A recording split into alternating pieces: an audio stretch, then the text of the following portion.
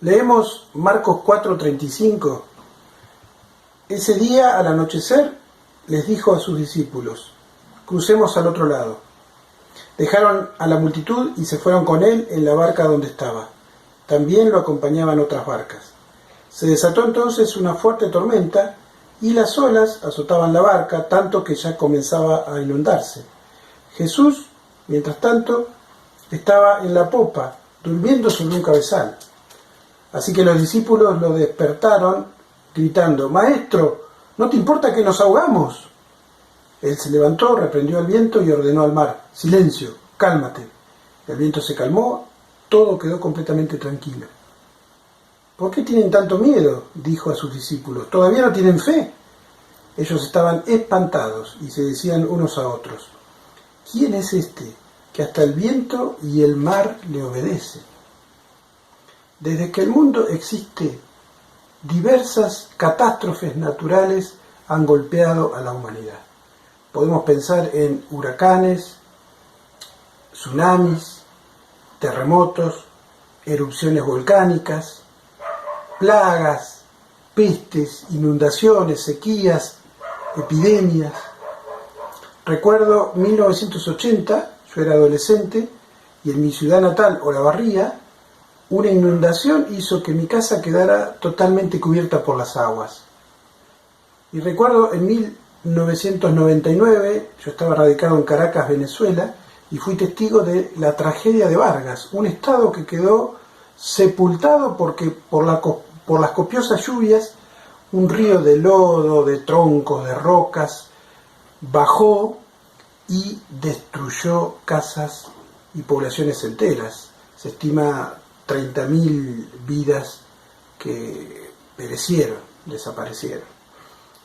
Nuestra filosofía apenas nos alcanza para intentar esbozar algunos argumentos, algunas ideas para explicar el porqué, pero es imposible saber por qué pasan estas cosas. Ahora, hay lecciones que podemos aprender, y acá tenemos un relato de Jesús y sus amigos enfrentados a un fenómeno natural.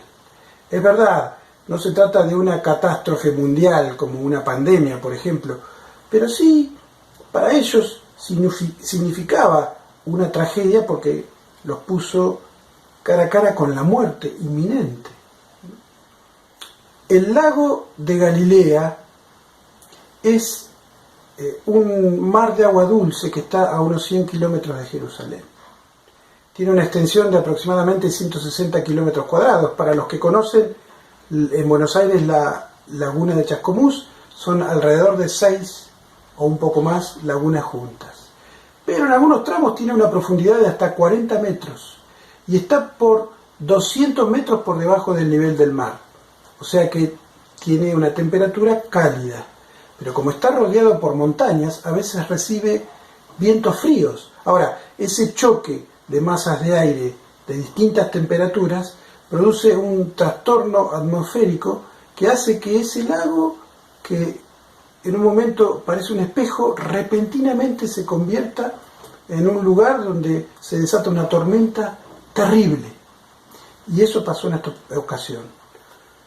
Para los pescadores, los discípulos, resultó estar frente a una situación de vida o muerte. Ese fenómeno natural se transformó en una catástrofe para ellos. ¿Y qué aprendemos acá? Permitime sugerirte 3 ideas, porque sin duda esto se trata de una parábola de Jesús graficada con esta experiencia que vivieron. Jesús les está queriendo enseñar algo. Primero, quiero decirte que habrá tormentas. Habrá tormentas, en tu vida, en mi vida. Ningún ser humano está exento de que la peor adversidad imaginable le sobrevenga. Jesús nunca prometió a sus seguidores que estarían inmunizados y vacunados contra los males de este mundo, de esta vida. Al contrario, Jesús les advertía constantemente a los suyos: en este mundo van a tener aflicción, van a ser perseguidos.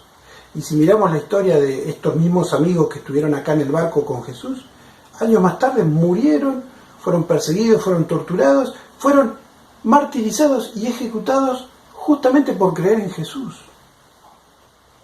La fe cristiana no te dice que no vas a tener problemas.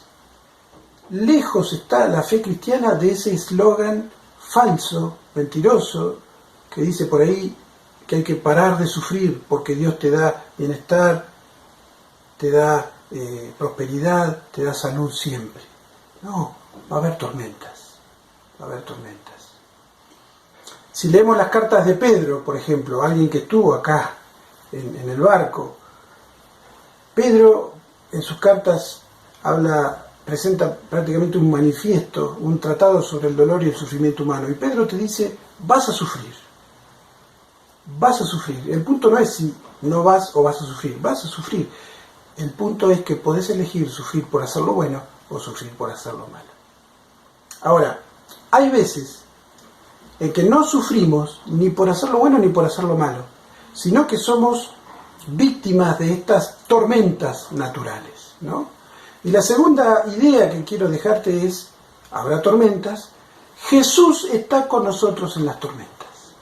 Dice Marcos que, versículo 36, también otras barcas acompañaban a la barca donde estaba Jesús. Todas las barcas sufrieron las tormentas. La de Jesús también. No es que la suya mágicamente cruzó al otro lado mientras las demás sufrían el viento. No. Pero el plus que tenía la barca de Jesús era precisamente que Jesús estaba dentro.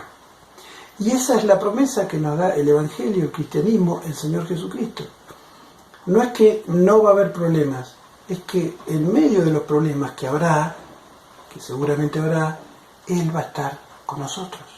Su promesa es: yo estoy con ustedes todos los días hasta el fin. Él está con nosotros. Ahora, a veces parece que está dormido, como en este caso. Por eso los discípulos van y lo sacuden y con un poco de reclamo, ¿no? Les dicen: nos estamos ahogando, ¿qué te pasa? ¿No te importa?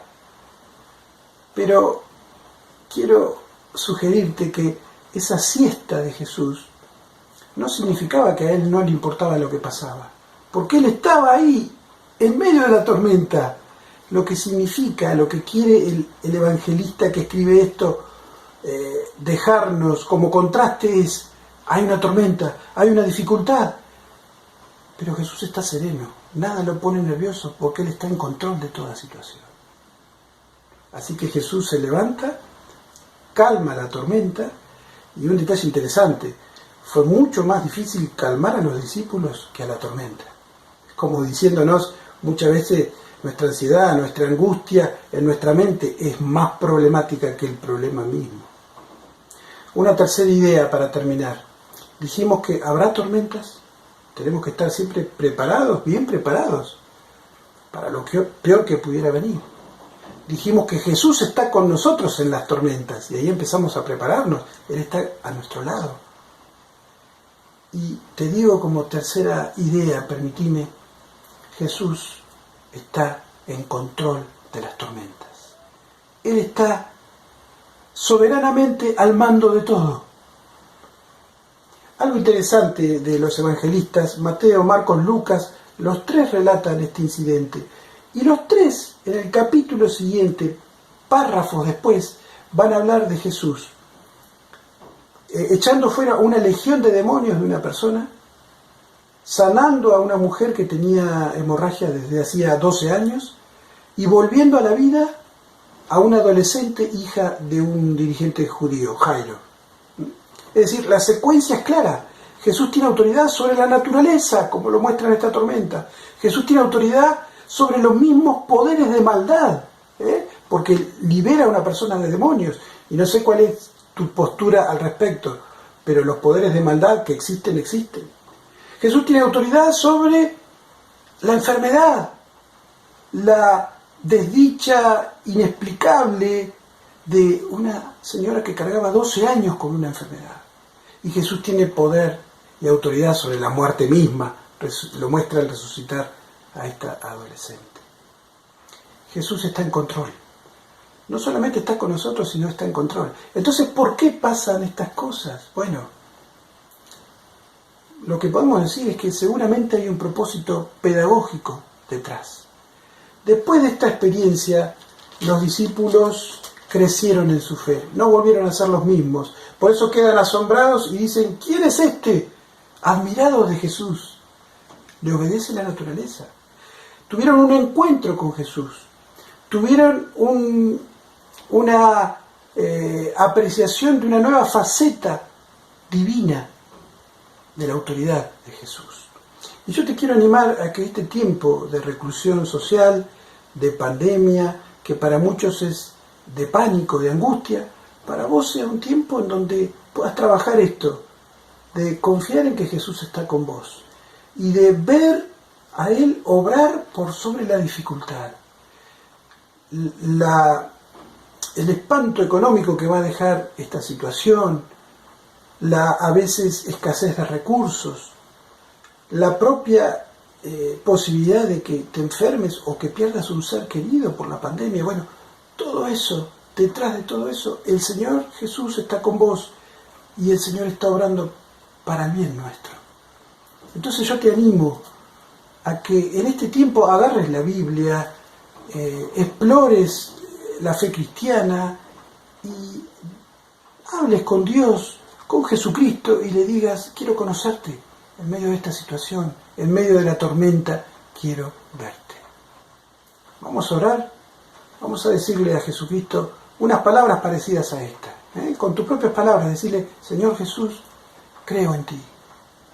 Soy pecador, pero creo que viniste a la tierra para salvarme de mis pecados. Y me acerco a ti pidiendo tu perdón, pidiendo tu ayuda para creer más y pidiendo que me ayudes a verte y conocerte en medio de la dificultad y la adversidad. Señor Jesús, creo que estás en control y que eres soberano y tienes autoridad sobre todo. Ayúdame a conocerte más y mejor. Amén. El texto empieza diciendo, crucemos al otro lado, y termina con los discípulos admirando a Jesús. Estamos cruzando, esto va a pasar, pero mientras estamos en este cruce hacia el otro lado, que sea una experiencia donde conozcas al Jesús que está con vos, que tiene autoridad sobre toda situación. Que así sea.